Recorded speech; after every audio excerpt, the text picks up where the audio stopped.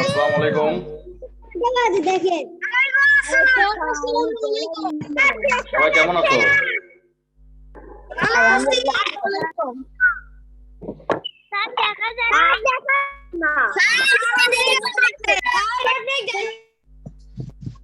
দেখো, আমরা কোশ্চেনটা বের করি। প্রত্যেককে কোশ্চেন খাতার পাশে রাখো।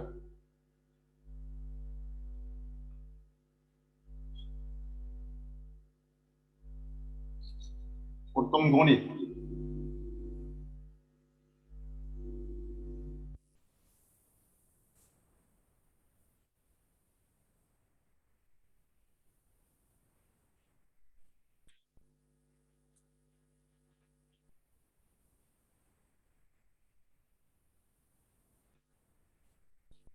মানসংখ্য আপনারা আমার আগেই করার চেষ্টা করেন, পরে আমার সাথে মিলাই নেবেন শুধু।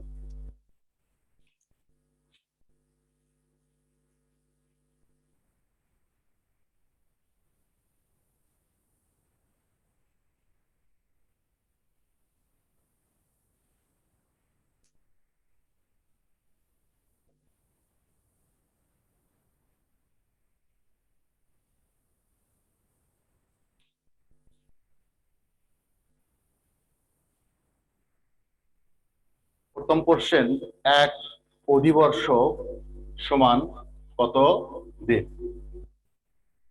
এক অধিবর্ষ সমান কত দিন? আমরা জানি যে এক বৎসর সমান 365 দিন। অধিবর্ষর হলে একদিন বেশি হয়, তাহলে এক অধিবর্ষ সমান 366 দিন। আর এই একদিন কোন মাসে বৃদ্ধি পায়? ফেব্রুয়ারি মাসে একদিন কি বৃদ্ধি পায়। সাধারণত ফেব্রুয়ারি মাস 28 দিনে হয়, আর অধিবর্ষ বছরে ফেব্রুয়ারি মাস 29 দিনে হয়। তারপরে দেখেন, এক বছর কত সপ্তাহ? 52 সপ্তাহ। তাহলে এক বছর সমান সমান 52 সপ্তাহ।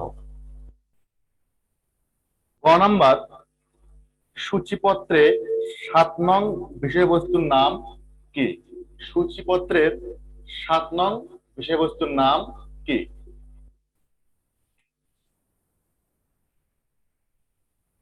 বাংলাদেশি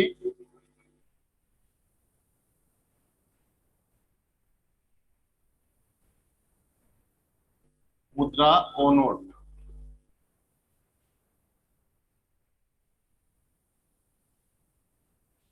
বাংলাদেশি মুদ্রা ও নোট।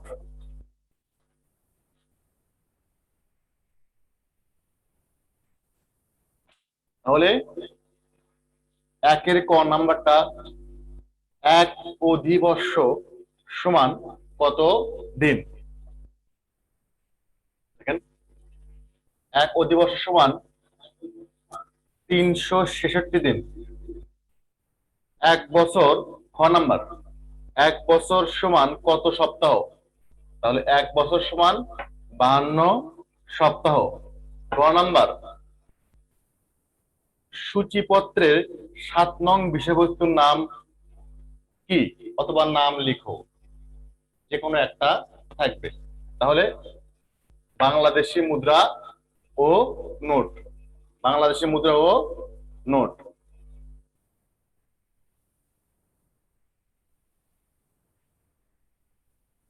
আমরা 2 নম্বরে যাব। 2 নম্বরে যারা পারবা তারা করা শুরু করো। সরল কোণ কাকে বলে? 2 নম্বর আছে, সরল কোণ কাকে বলে?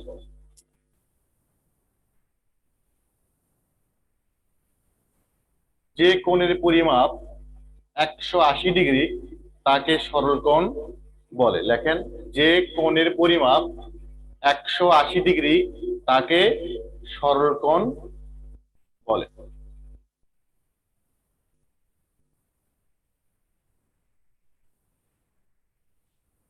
এক নাম্বারটা পেছিলাম, 2 নাম্বার।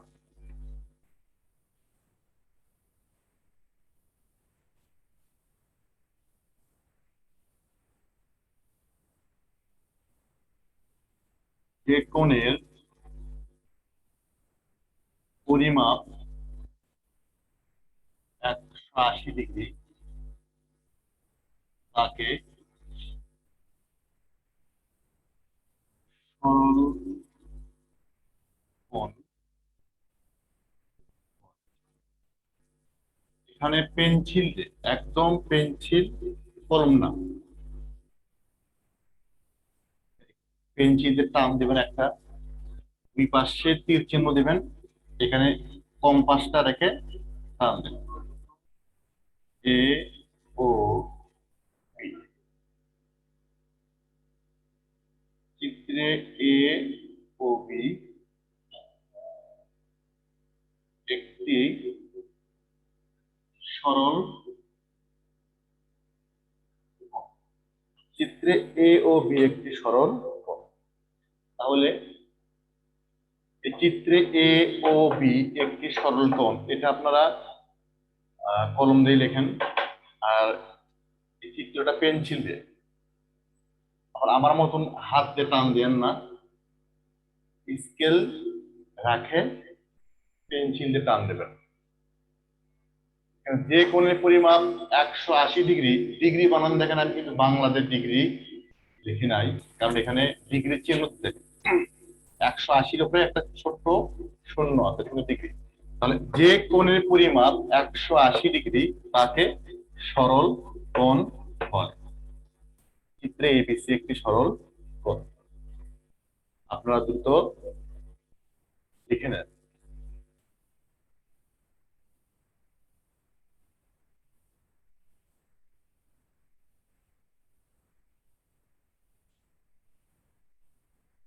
যাদের 2 নাম্বারটা হয়েছে তার 3 নাম্বারে চলে যান। 3 নাম্বার আছে ক্রমবাচক সংখ্যার পূর্ণরূপ 1 থেকে 5 পর্যন্ত লিখো। ক্রমবাচক সংখ্যার পূর্ণরূপ, একটা আছে সংকেত রূপ আর একটা আছে পূর্ণরূপ। তাহলে ক্রমবাচক সংখ্যার রূপ কয়টি? 2টি, একটা সংকেত রূপ আর একটা পূর্ণরূপ। তাহলে আমরা এখানে পূর্ণরূপটা এখানে লিখবো 1 থেকে 5 পর্যন্ত। লেখেন আপনারা প্রথম, দ্বিতীয়, তৃতীয়, চতুর্থ, পঞ্চম, এভাবে 2 নাম্বার দিয়ে আপনারা লেখা শুরু করেন। 3 নাম্বারটা, সরি, আমরা 2 নাম্বারটা এখন মিশাবো।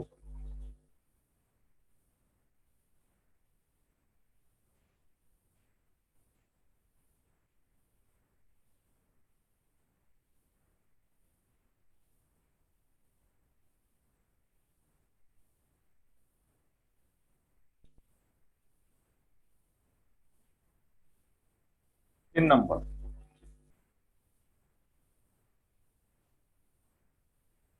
প্রথম,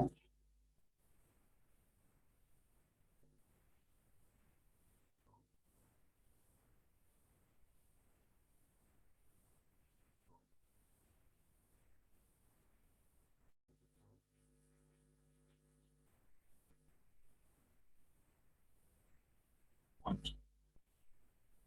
দেখেন, প্রথম, দ্বিতীয়, তৃতীয়, চতুর্থ, পঞ্চম। তো অনেকে কিন্তু লেখে ভাবে যে এক লেখে সমান সমান প্রথম, 2 লেখে দ্বিতীয়। এগুলো লেখার দরকার নাই। কেন নাই? এটা হলো 1 থেকে পঞ্চম, অর্থাৎ 1 থেকে 5 পর্যন্ত ক্রমবাচক সংখ্যা একবারে, এখানে 1, 2 লেখার কোনো দরকার নাই। হ্যাঁ, আপনি লিখতেন যখন দিত 1, 3, 8, 15, 12, 20, দুই এক একটা মিস করে দিত, তখন তুমি আপনি এই 1 2 লিখে পাশে ক্রমবাচক সংখ্যার পূর্ণ রূপটা লিখতে পারতেন।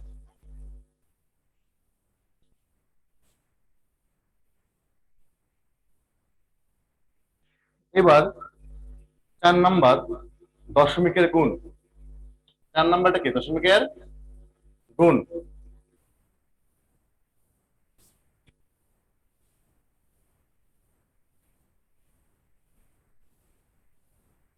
এক পয়েন্ট দুই গুণন 1.4 গুণন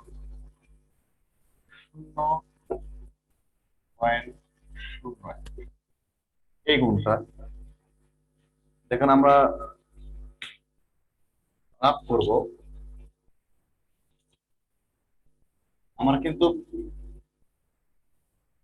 পাশে জায়গা নেই, তার জন্য লাভটা নিচে করতেছি আমি। লাভটা ভালো করে খেয়াল করেন, অঙ্কটা যা আছে পুরোটাই উঠান। 1.2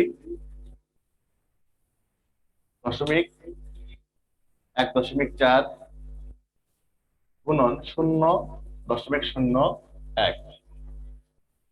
এই জায়গায় এসে আমরা দশমিকটা উঠাইয়া দেব, দশমিকটা উঠাইয়া দিলাম। তাহলে এখানে মান কি হয়ে গেল? 12। এর মান হয়ে গেল 14। এর মান হয়ে গেল 1।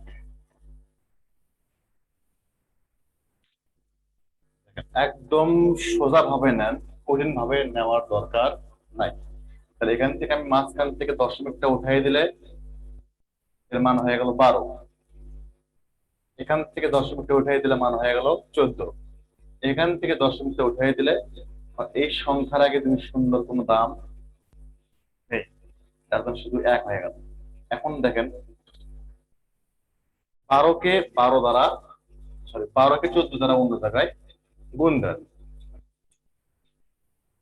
12 গুণন 14, দেখেন 8,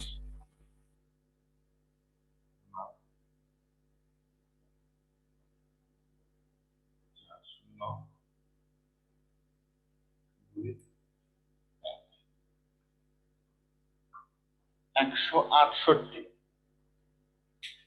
এখানে আমরা 12কে 14 দ্বারা গুণ দিলে 168, তাকে আবার 1 দ্বারা গুণ দিলে 168 হচ্ছে 168। এবার দেখেন পয়েন্টের পরে সর্বমোট কয়টি সংখ্যা আছে।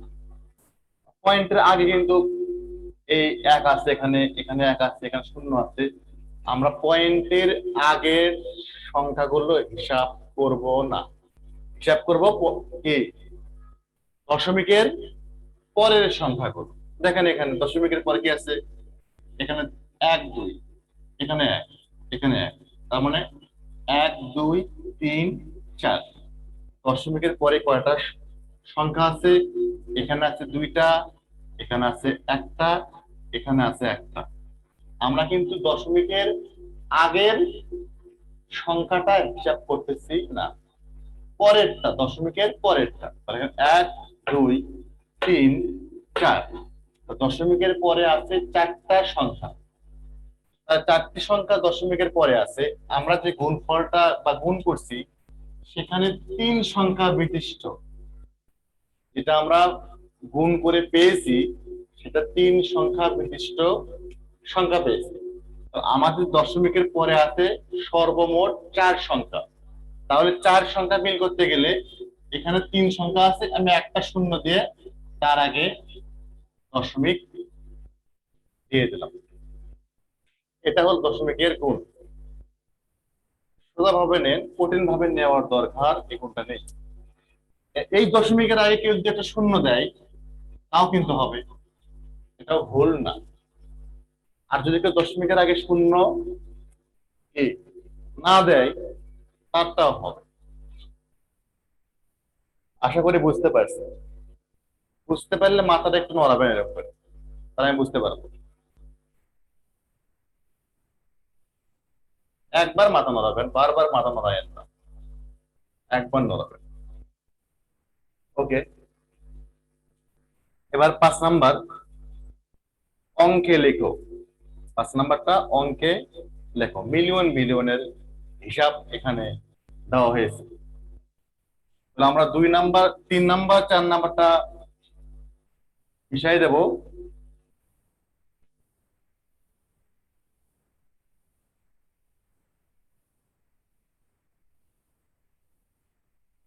আশা করছি 3 নাম্বার, 4 নাম্বারটা বুঝতে পারছি।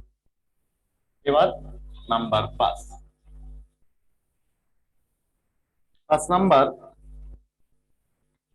9,04,মিলিয়ন,2,002।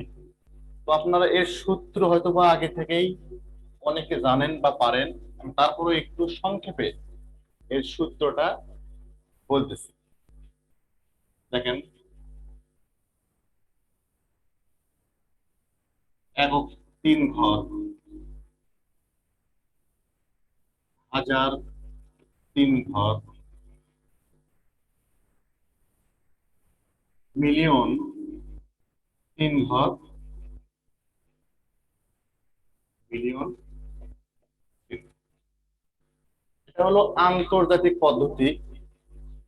আমরা দেশীয় পদ্ধতি যেমন প্রত্যেকেরই মুখস্থ আছে, সবারই কিন্তু মুখস্থ আছে। দেশীয় পদ্ধতিতে স্থানীয় মান কয়টি? 8টি। একক, দশক, শতক, হাজার, অযুত, লক্ষ, নিযুত, কোটি। এই হিসেবটা আমরা সুন্দর করে সবাই পারি। দেখেন, ঠিক সেম ভাবে আন্তর্জাতিক পদ্ধতিতে এটা মুখস্থ রাখতে হবে। একক, হাজার, মিলিয়ন, বিলিয়ন। একক, হাজার, মিলিয়ন, বিলিয়ন। বিলিয়ন, মিলিয়ন, হাজার, একক। শুধু এই দিক থেকে মুখস্থ করবেন তা কিন্তু নয়। একটা ছাত্র মুখস্থ করলো একক, হাজার, মিলিয়ন, বিলিয়ন, এই দিক থেকে মুখস্থ করলে হবে না, এই দিক থেকেও মুখস্থ করতে হবে। বিলিয়ন, মিলিয়ন, হাজার, একক। বিলিয়ন, মিলিয়ন, হাজার, একক। অঙ্কে লেখার ক্ষেত্রে আপনার এটা খুব দরকার যে বিলিয়ন, মিলিয়ন, হাজার, একক, মানে এই পাশ থেকে বলে এই পাশে আসতে হবে। এটা অঙ্কে লেখার ক্ষেত্রে খুবই দরকার। যেমন দেখেন এখানে দেওয়া আছে 5-1, নাম্বারটা সরি, 9 বিলিয়ন। তাহলে আমরা এই যে আমি আমি কি বললাম যে অঙ্কে লেখার ক্ষেত্রে আমাদের এই সূত্রটা বিলিয়ন, মিলিয়ন, হাজার, একক এভাবে মুখস্থ রাখা দরকার। এবং এটা বাস্তবে আমি কিন্তু এখানে এখন প্রমাণ করে দিচ্ছি। দেখেন কেমন করে। প্রথম আছে 9 কি বিলিয়ন। এখন কবেন স্যার এখানে 3টা ঘর আছে, আপনি একটা ঘর দিলেন। হ্যাঁ, প্রথমটা যা বলবে তাই। প্রথম এই মিলিয়ন বিলিয়নের ক্ষেত্রে যখন আমরা লিখবো যা বলবো, ওরা এখানে কোশ্চেনে যা বলবে আমরা তাই লিখবো, প্রথমটা অন্তত। তারপরে বিলিয়ন হলো, এখন মিলিয়ন কি বলছে? 4 মিলিয়ন। তাহলে 4 মিলিয়ন কিন্তু এই 4টা কিন্তু এখানে আসবে। আগের 2টা ঘর আমি শূন্যতে মিল করব। কেন করব এটা? আমি যদি 4 এখানে দিই দেখেন, তাহলে এটি শূন্য হচ্ছে, এটি দেখি 4 মিলিয়ন হচ্ছে না 400 মিলিয়ন হচ্ছে, এটা হয় 400 মিলিয়ন, যার জন্য এখানে 4 হবে, এখানে শূন্য। ক্লিয়ার? বুঝতে পারলে একটু মাথায় একবার এরকম করবো, ঠিক আছে? হ্যাঁ। আর না বুঝতে পারলে মাথাটা একটু এদিকে ঠিক করবো, তাহলে আমি রিপিট রিপিট করে বুঝাই দেবো। আচ্ছা, এবার দেখেন কত হাজার বলছে? 2,000 বলছে।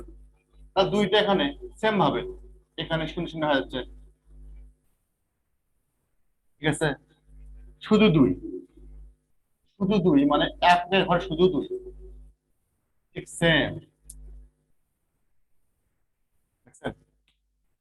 তাহলে অঙ্কে লেখার ক্ষেত্রে এটা খুব জরুরি যে মিলিয়ন, বিলিয়ন, মিলিয়ন, হাজার, একক আমরা এই দিক থেকে মুখস্থ রাখবো।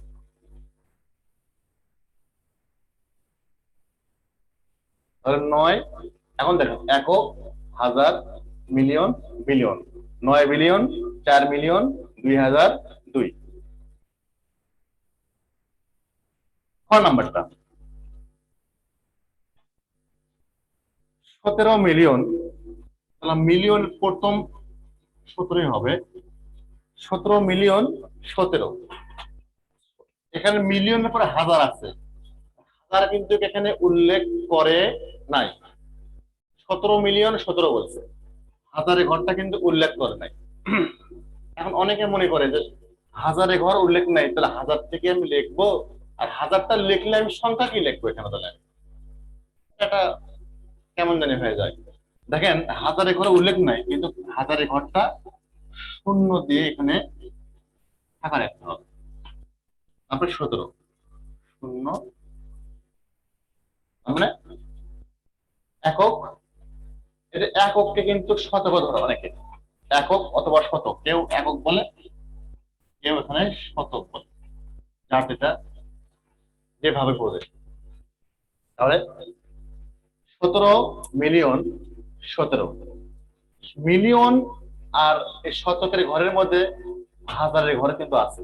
এই হাজারের ঘর তো কিছু কোনো কিছুই নাই, যার জন্য শূন্য দিয়ে হাজারের ঘর আমরা 3টা ঘর শূন্য দিয়ে মিল করে রাখছি। আপনাকে বুঝতে পারছেন? Thank you.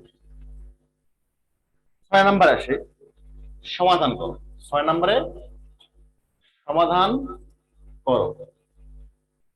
তো ক নাম্বারটা আপনারা নিজেরাই করা শুরু করুন আগে, অনেকেই পারবেন জানি, আমার আগেই করার চেষ্টা করুন, তারপরে আমি এখানে করে দিচ্ছি। দেখেন 6 নম্বরে আছে ক, তুমি একজন দোকানদার, তুমি একজন দোকানদার, তোমার একটি 50 গ্রামের বাটখারা, দুইটি 20 গ্রামের বাটখারা, তিনটি 10 গ্রামের এবং 5টি 5 গ্রামের বাটখারা আছে। কিভাবে বা তুমি কিভাবে 75 গ্রাম ওজন করবে? তুমি কিভাবে 75 গ্রাম ওজন করবে? একজন দোকানদারের কাছে বিভিন্ন ধরনের বাটখারা থাকতে পারে। একজন কাস্টমার যতটুকু জিনিস চাইবে ওই পরিমাণ কোন কোন বাটখারা লাগবে, আমি সেই বাটখারা গুলোই আমি নেব। এখানে চাইলো 75 গ্রাম। এখন একজন দোকানদারের কাছে কিন্তু 5 কেজির বাটখারাও আছে, 1 কেজির বাটখারাও আছে, 2 কেজির বাটখারাও আছে, 20 কেজির বাটখারাও আছে, থাকতেই পারে। তুমি কি 1 কেজি দেবা? দেওয়া যাবে না। 75 গ্রাম মিল করতে গেলে যে যে বাটখারা নেওয়ার দরকার তোমাকে, সেই বাটখারা গুলি এখানে নিতে হবে। ঠিক আছে, তাহলে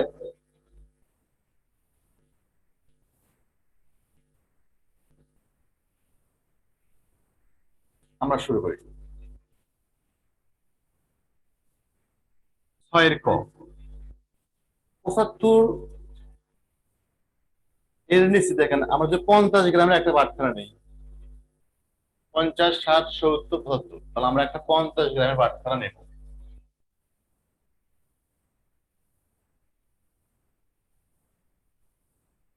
একটি 50 গ্রামের বাটখারা সমান সমান 50 × 1, 50 গ্রাম।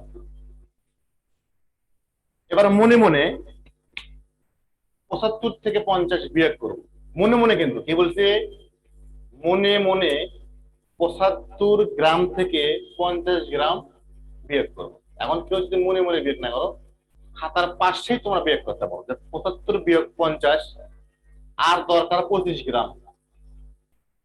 ডাইরেক্টলি তো 25 গ্রামের কোনো বাটখারা নাই, আছে কি গ্রাম, 20 গ্রামের বাটখারা আছে। তাহলে 25 গ্রামের মধ্যে আমি একটা 20 গ্রামের বাটখারা নেব। একটি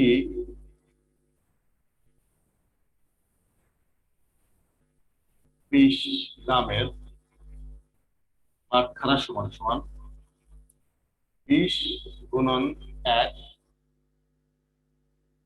সমান 20 গ্রাম। দেখেন, তাহলে প্রথমে একটা বাটখারা নিচ্ছি 50 গ্রামের, এবং খাতার পাশে অথবা মনে মনে বিয়োগ করলাম। 75 বিয়োগ 50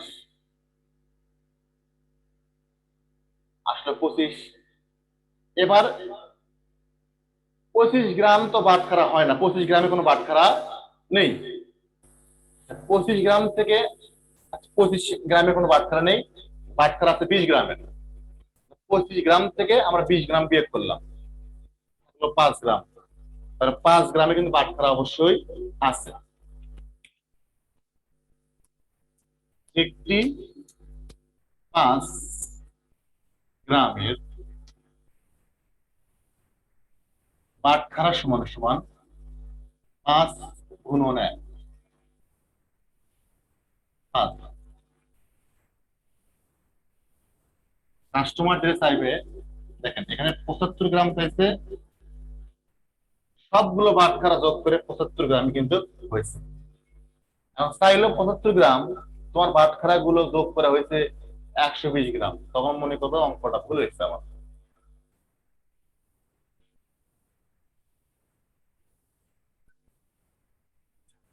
এখন কি বলছে, তুমি কিভাবে কিভাবে কথা অর্থ হলো কোন কোন বাটখারা তুমি এখানে নিয়ে 75 গ্রাম ওজন করবে। তাহলে আমরা সরাসরি উত্তরে যাব। একটি 50 গ্রামের বাটখারা একটি 20 গ্রামের বাটখারা ও একটি 5 গ্রামের বাটখারা দিয়ে ওজন করবে। ঠিক আছে, একটি 50 গ্রামের বাটখারা, একটি 20 গ্রামের বাটখারা ও একটি 5 গ্রামের বাটখারা দিয়ে ওজন করবে। এখন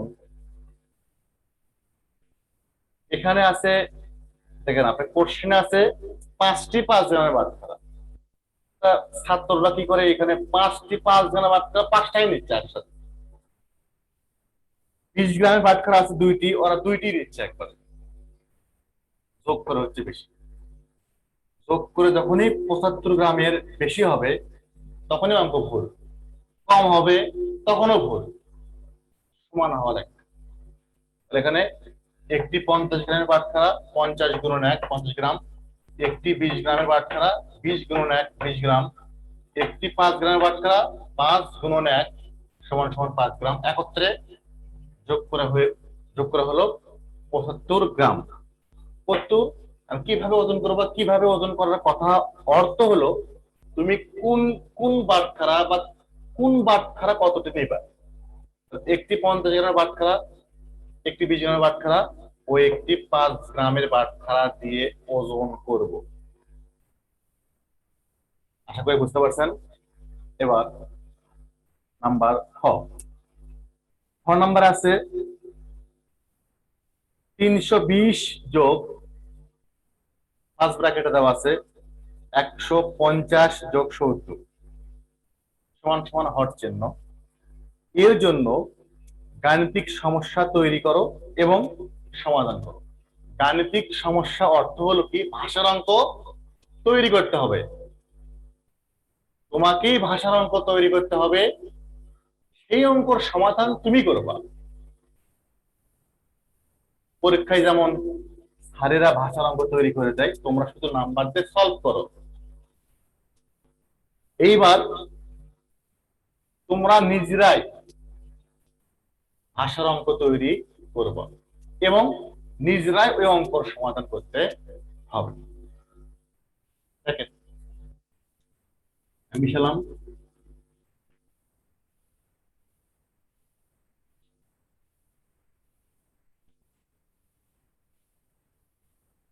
নাম্বার, গাণিতিক সমস্যা।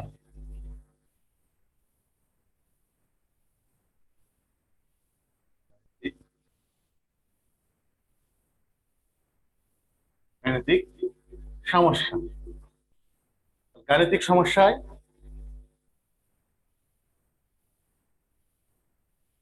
রহিমের কাছে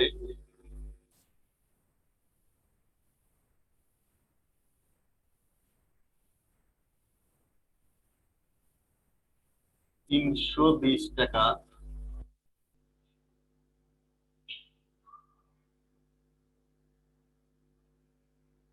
ছিল। রহিমের কাছে 320 টাকা ছিল।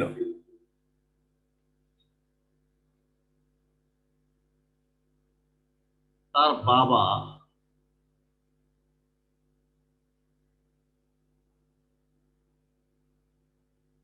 তাকে 150 টাকা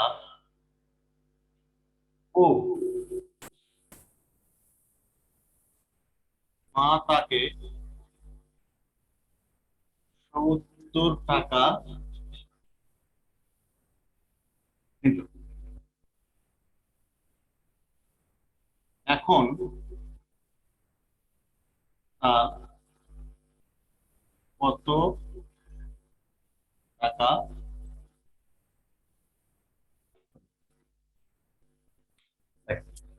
রহিমের কাছে 300 রহিমের কাছে 320 টাকা ছিল। তার বাবা তাকে 150 টাকা ও মা তাকে 70 টাকা দিল। এখন তার কত টাকা হলো? যেহেতু এখানে দেখেন সবগুলো কিন্তু যোগ চিহ্ন আছে, সেক্ষেত্রে বেড়েই যাবে। তার বাবা ও, এখানে বাবা আর মা যে টাকা দিয়েছে এখানে ও দ্বারা কিন্তু আমি এক বাক্যেই রূপান্তরিত করছি। কেন? কোশ্চেনে কিন্তু 150 + 70 ফার্স্ট ব্র্যাকেট দেওয়া আছে। ঠিক আছে, যার জন্য আমরা বাবা তাকে 150 টাকা ও মা তাকে 70 টাকা দেয়। এখন তার কত টাকা হলো? আর সমাধান দেখেন, সমাধান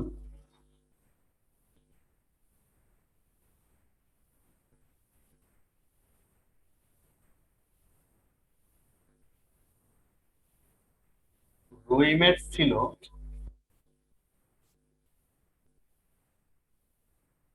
320 টাকা, বাবা ও মা দিল 150 + 70।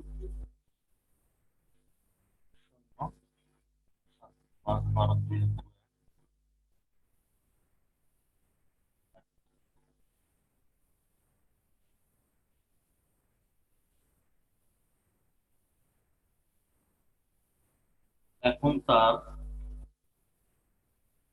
হলো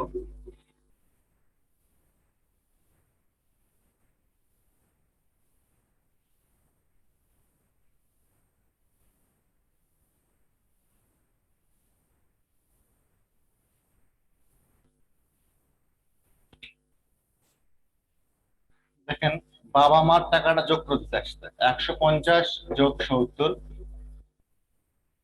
220। 220 আর রহিমের ছিল 320 টাকা, এখানে 540 টাকা। গাণিতিক বাক্য প্লাস সমাধান।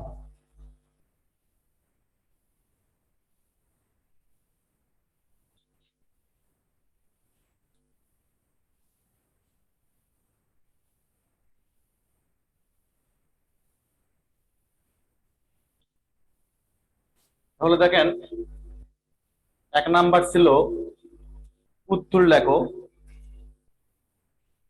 2 নাম্বার ছিল সরল কোণ কাকে বলে, 3 নাম্বার ক্রমবাচক সংখ্যার পূর্ণরূপ 1 থেকে 5 পর্যন্ত লিখো, দশমিকের গুণ 4 নাম্বার ছিল, 5 নাম্বার অঙ্কে লেখো মিলিয়ন বিলিয়নের ছিল, 6 নাম্বার একটা ভাষার অঙ্ক ছিল,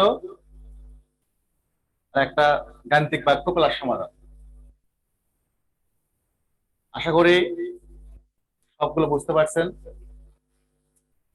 অঙ্কগুলো আরো একবার ভালো করে সুন্দর করে করবেন, জ্যামিতিটা মুখস্থ রাখবেন। জ্যামিতি চিত্র অবশ্যই পেন্সিল স্কেল দিয়ে অঙ্কন করতে হবে। অনেকে চিত্রটা কলম দিয়ে অঙ্কন অঙ্কন করো, এটা কিন্তু হবে না। পেন্সিল স্কেল দিয়েই চিত্র অঙ্কন করতে হবে। সংখ্যাটা মুখস্থ রাখবা, ভাষার অঙ্ক এগুলো পুরো কোশ্চেনটাই আরো একবার করবা নিজেরাই, না দেখে নিজেরাই করবা, করে এই সলভ গুলো সাথে মিলে নিবা। ঠিক আছে, ভালো থাকো, আল্লাহ হাফিজ।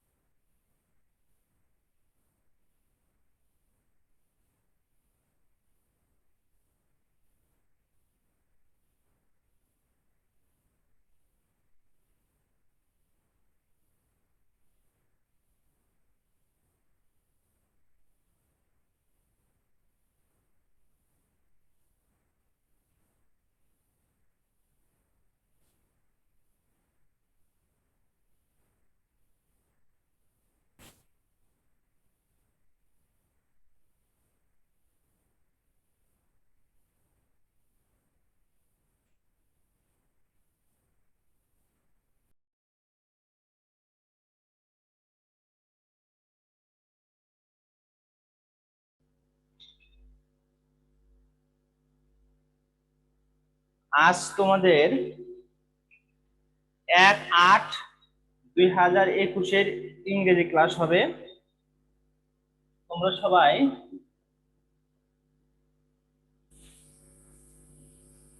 খাতা এবং প্রশ্নপত্র হাতে নাও। ওকে, সবাই আমাকে দেখতে পাচ্ছ তো? শুনতে পাচ্ছ আমাকে? ওকে, তাহলে আমি শুরু করলাম।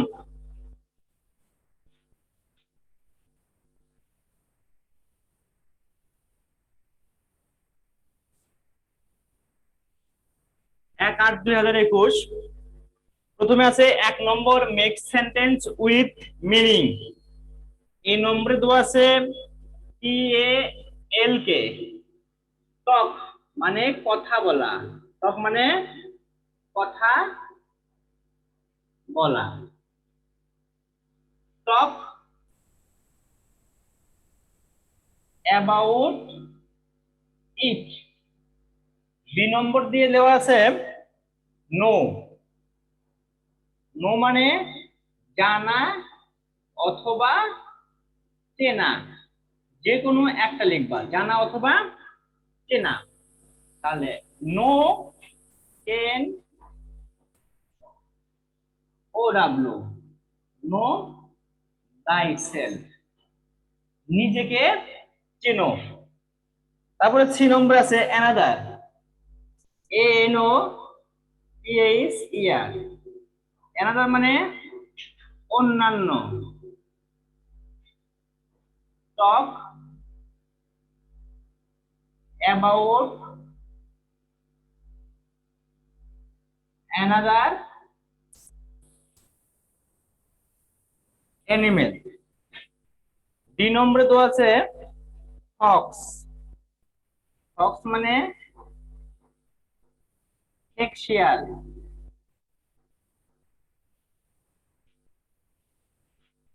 দা ফক্স লিভস ইন এ ডেন। দেখো বোঝা যাচ্ছে কি? টক মানে কথা বলা, টক অ্যাবাউট ইট। নো মানে জানা অথবা চেনা, নো thyself। অ্যানাদার মানে অন্যান্য, talk about another animal. Fox মানে খেক শিয়াল, দা ফক্স লিভস ইন এ ডেন। নম্বর 1 তোমাদের হয়েছে কি? নম্বর 1 হয়নি, তাড়াতাড়ি লেখো। তারপর 2 নম্বরে আছে write the meaning in English. তার অর্থ হলো নিচের শব্দ যেগুলো দেওয়া আছে এগুলোর ইংরেজিতে অর্থ লিখতে হবে। ইংরেজিতে অর্থ লেখা তার মানে কি ইংলিশ শব্দ ইংরেজিতে লিখতে হবে। যেমন এটাকে বলা হয় সমার্থক শব্দ। কি বলা হয়? সমার্থক শব্দ। দেখো আমি এখন তোমাদের এটা দেখাচ্ছি সমার্থক শব্দ যাকে বলা হয় সিনোনিম, সিমিলার ওয়ার্ড, বাংলায় বলে সমার্থক শব্দ। যেমন প্রথমটা আছে হলো নো, কে নো ডাব্লিউ, নো মানে জানা বা চেনা। লার্ন লিখতে পারি, LEARN, লার্ন মানেও শেখা যেটা। ক্যান হলো CAN, ক্যান মানে পারা, মে মানে পারা। Fox, Jekyll, GACKAL। তারপর আছে ডিয়ার, ডিয়ার মানে হরিণ, STAG, স্ট্যাগ, অথবা লিখতে পারো রো, লেখা যায় হরিণ। তারপরে আছে দেখো 3 নম্বর ট্রান্সলেট ইনটু বেঙ্গলি। নিচে যে ইংরেজি বাক্যগুলো দেওয়া আছে সেই সব বাক্যের বাংলা অর্থ করতে হবে। কথা বুঝছো? যেসব ইংরেজি সেন্টেন্স দেওয়া আছে সেই সব সেন্টেন্সের কি করতে হবে? সেই সব সেন্টেন্সে কি করতে হবে? ঠিক ঠিক বাংলা অর্থ করতে হবে। নম্বর 3, এ নম্বর, use the words and colours you know. তোমার জানা, কি লিখবা? তোমার জানা শব্দগুলো এবং রংগুলো, শব্দগুলো এবং রংগুলো ব্যবহার করো।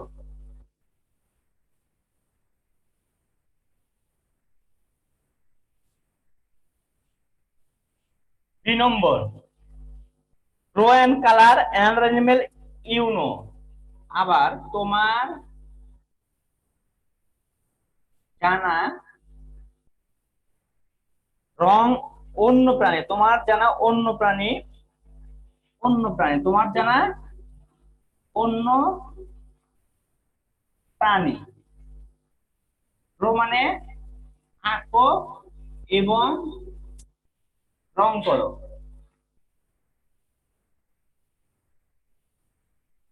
3 নম্বর, টক অ্যাবাউট ইট, ইহার সম্পর্কে কথা বলো।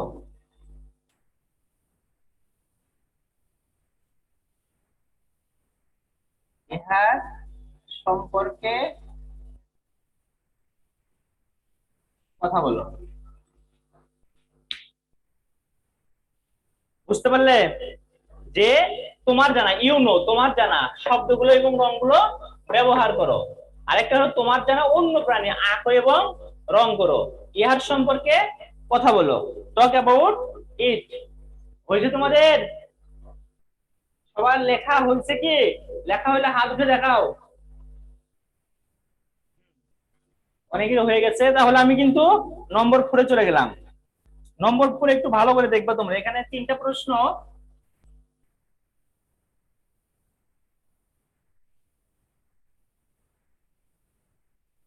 এখানে 3টা প্রশ্ন দেখতে একই রকম মনে হচ্ছে। দেখো, what can you see in the picture, একটা আছে শুধু পিকচার। এ নম্বরে, এ নম্বরে আছে শুধু পিকচার। শুধু পিকচার থাকলে নিচের এখানে বলছে what can you see in the picture, তুমি ছবিতে কি দেখতে পাও? তাহলে আমি I can C মানকিস,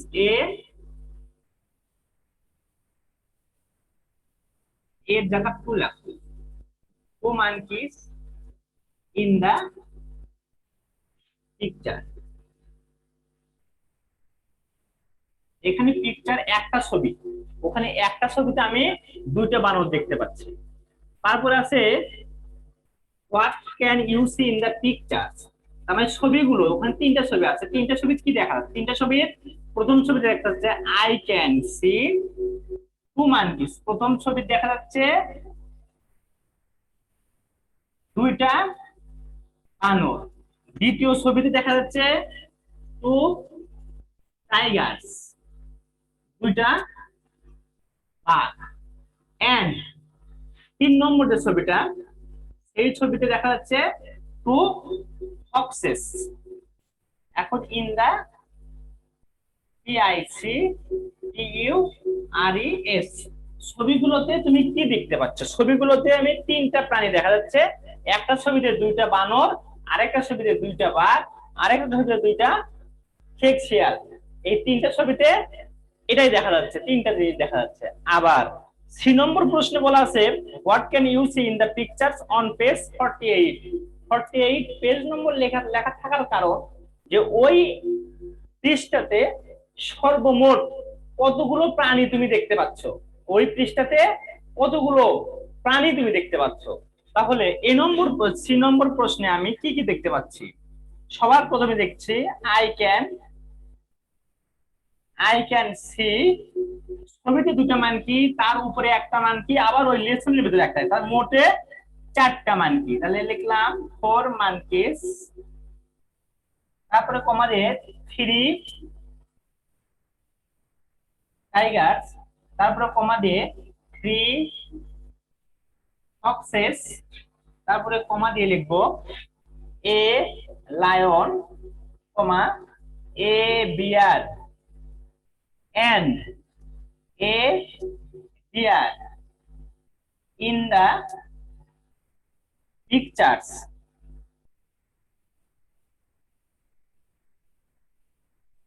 on page 48। কথা বুঝলে? 48 এই পৃষ্ঠায় সর্বমোট 4টি বানর, 3টি বাঘ, 3টি শিয়াল, 1টি সিংহ, 1টি ভালুক, 1টা হরিণ দেখা যাচ্ছে। ওই পৃষ্ঠায় সর্বমোট 4টি মানকি, 3টি টাইগার, 3টি ফক্স, 1টা সিংহ, 1টা ভালুক আর 1টা হরিণ দেখা যাচ্ছে। তা ওই পৃষ্ঠায় যা যা দেখা যাচ্ছে সব লিখতে হবে। আর 2 নম্বর প্রশ্নে বলা আছে ছবিগুলোতে নিচে যেটা ঘর করে ছবি দেওয়া আছে, সেই ছবির দুইটা বানর, দুইটা টাইগার আর দুইটা ফক্স দেখা যাচ্ছে। আর উপরের ছবিতে শুধু একটা ছবিতে বলা আছে, এজন্য একটা ছবিতে দুটা মানকি দেখা যাচ্ছে, আমি তাই লিখছি। কথা বুঝতে পারছো কি? 3টা প্রশ্ন বুঝতে পারছো তোমরা? আচ্ছা, তারপর দেখো আমরা 6 নম্বরে যাব।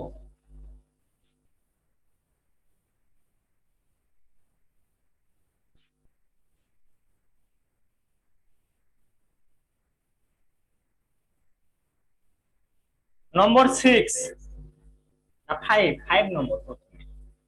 এই নম্বরে দেওয়া আছে চেঞ্জ দা জেন্ডার। নিচে যেগুলো আছে সেগুলো জেন্ডার। জেন্ডার কি তোমরা বোঝো? জেন্ডার হচ্ছে এমন একটা জিনিস, যেটা ছেলে থাকলে মেয়ে লিখতে হবে, মেয়ে থাকলে ছেলে লিখলে হবে। এখানে ফক্স হলো এ নম্বরে ফক্স মানে ছেলে শিয়াল, FOX। তাহলে ভিক্সেন, VIXEN, ভিক্সেন হচ্ছে মহিলা শিয়াল। কথা বুঝতে পারছো? ডিয়ার মানে হরিণ, এটা হবে হাইন্ড, HIND। 3 নম্বরে দেওয়া আছে মানকি, MONKEY। মানকি হবে শি মানকি অথবা ফিমেল মানকি, এখানে হাইফেন দিবা, শি MONKEY। তারপর দেওয়া আছে 2 নম্বরে টাইগার মানে বাঘ, TIGER টাইগার। তাহলে হবে বাঘিনী, টাইগ্রেস, TIGRESS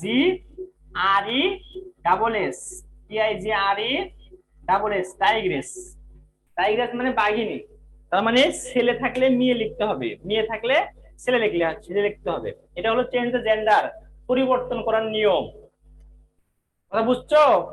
এইবার দেখো নম্বর 6 দো আছে ম্যাসকুলিন জেন্ডার কাকে বলে।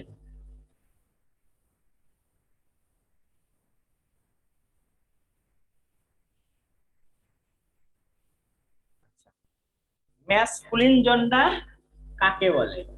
সি, অ্যানসার দেব যে ওয়ার্ড দ্বারা শুধু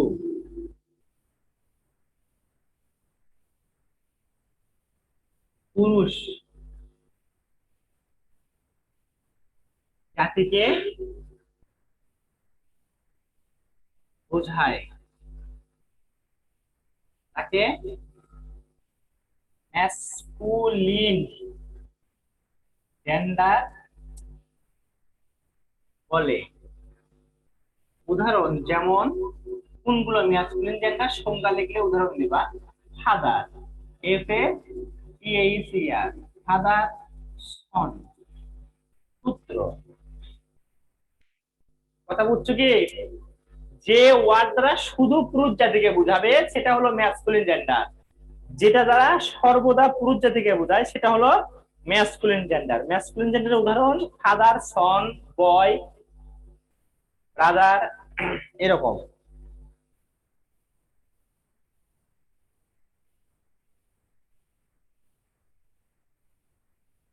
আচ্ছা, আমি এবার এটা মিশালাম না।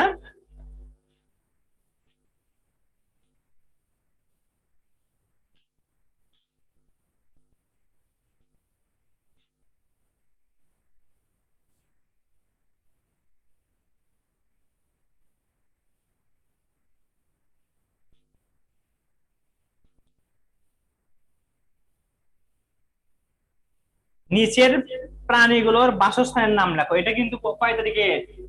2 তারিখ। কয় তারিখ? 2/8/2021। 1 নম্বরে প্রথমে দেওয়া আছে ফিশ। ফিশ কোথায় বাস করে? কোনো কিছু উল্লেখ না থাকলে ওয়াটার লিখবা। কেউ যদি পন্ড লেখো সেক্ষেত্রেও হবে। তারপরে দেখো ফক্স। ফক্স হবে দেন। 3 নম্বরে দেখো লায়ন, LION। লায়ন কি হবে? একই কথা, ডেন। লায়ন, ফক্স দুইজনই ডেনে থাকে। আর হবে নেস্ট, NEST। তারপরে নম্বর আছে না, মানকি। মানকি হবে ই। কথা বুঝছো? এটা হলো বাসস্থানের নাম, কে কোথায় বসবাস করে। মাছ পানিতে বসবাস করে, ফক্স ড্রেনে বসবাস করে, লায়ন ড্রেনে বসবাস করে, বার্ড নেস্ট পাখি বাসায় নিজের বাসায় বসবাস করে, মানকি ট্রি গাছে বসবাস করে। কথা বুঝছো? বুঝতে পারছো সবাই?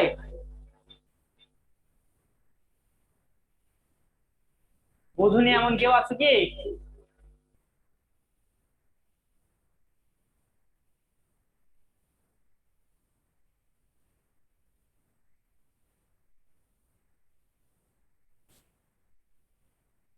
আচ্ছা, এবার আমরা 2 নম্বর লিখবো।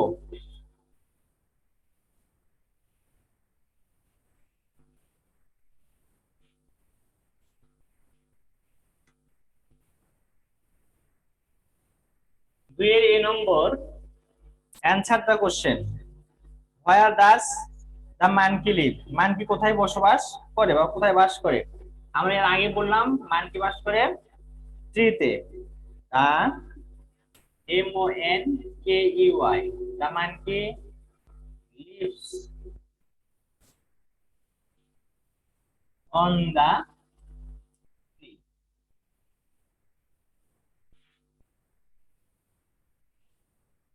3 নম্বর, what is the den? The den is a place where the lion lives. 3 নম্বর প্রশ্ন, how many eggs are there in the nest on page 49? 49 পৃষ্ঠায় যে পাখির বাসা আছে সেই পাখির বাসায় কয়টা ডিম আছে?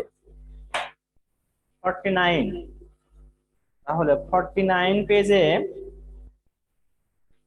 আমরা দেখতে পাচ্ছি যে দুইটা ডিম দেখা যাচ্ছে। এই বাসায় কয়টা ডিম দেখা যাচ্ছে? দুইটা। আমরা কি লিখবো? There are two X, there are two X in the, এখানে প্রশ্নে ইন না হয়ে অন হবে, অন দা হবে। প্রশ্ন ঠিক করে নিও। On the next, on page 49, ওখানে প্রশ্নে ইংরেজি জায়গাতে অন লিখে নিও। There are two X on the next on page 49।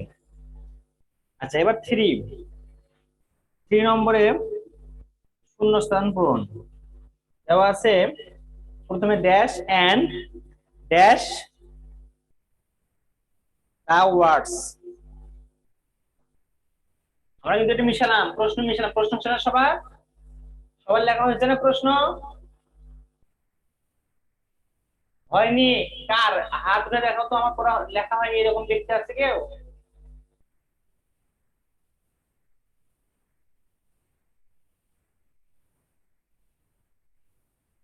আচ্ছা, আমি তাহলে মিশালাম, হয়েছে সবার?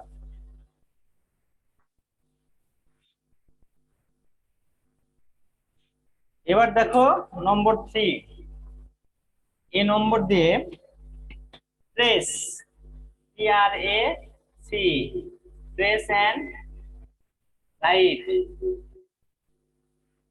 দা, trace and write the words.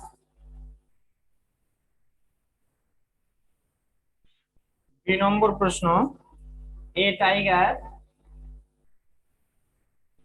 lives in a forest. 3 নম্বর, stay where the animals live.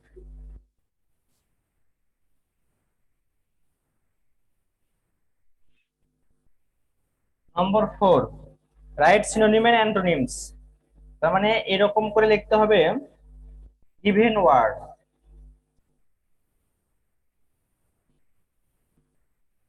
given words synonym, তারপরে antonyms, এরকম করে তিনটা টান দিয়ে নিবা। এই নম্বর দিয়ে given words এ কি দেওয়া আছে? ফরেস্ট, FOREST, ফরেস্ট এখানে হবে জঙ্গল, JUNGLE, আর এখানে হবে ডিজার্ট, DEACRT। 3 নম্বর, লিভ, LIVE, লিভ মানে বাস করা। তাহলে সিমিলার ওয়ার্ডে আমরা লিখবো স্টে, অথবা ডুয়েল লেখা যায় স্টে ডেট। তারপরে আমরা সি নম্বর দিয়ে লিখি হচ্ছে এনিমেল, এখানে লিখবো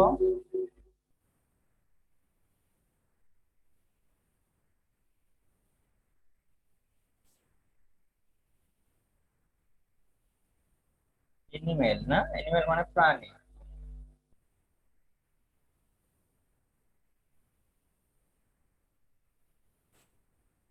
অপোজিট হচ্ছে এনিমেলের অপোজিট হচ্ছে ট্রি,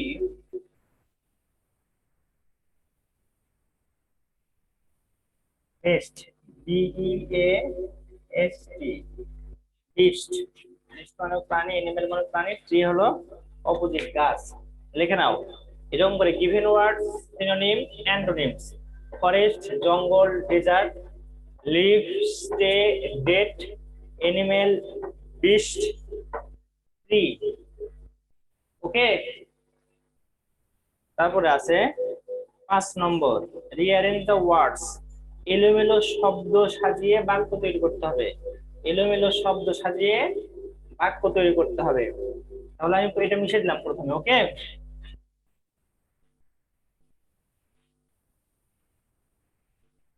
3 নম্বর মিশালাম।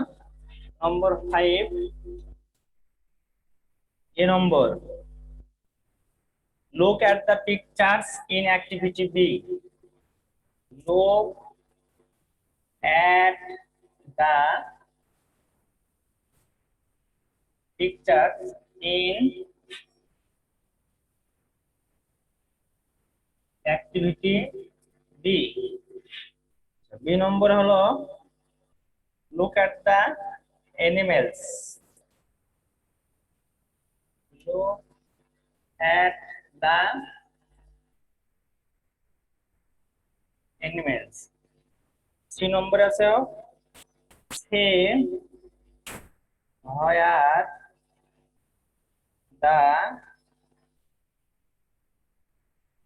animals live.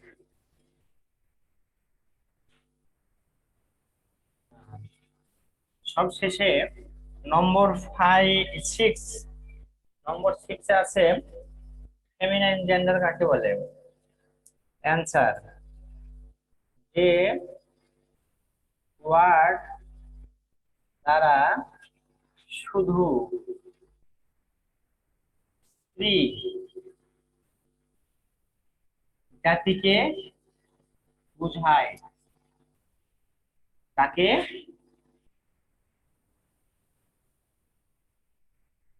ফেমিনাইন জেন্ডার বলে। যেমন মাদার, গার্ল। বুঝতে পারছো? এটা হচ্ছে এলোমেলো শব্দ সাজায়া বাক্য তৈরি করা।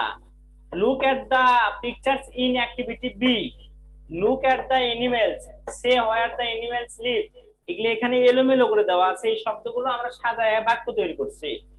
6 নম্বরে বলা আছে ফেমিনিন জেন্ডার কাকে বলে। হ্যাঁ, যে ওয়ার্ড দ্বারা শুধু স্ত্রী জাতিকে বোঝায়, যে ওয়ার্ডটা শুধু স্ত্রী জাতিকে বোঝায় তাকে ফেমিনিন জেন্ডার বলে। হয়েছে তোমাদের? সবার হয়েছে? হয়েছে সবার?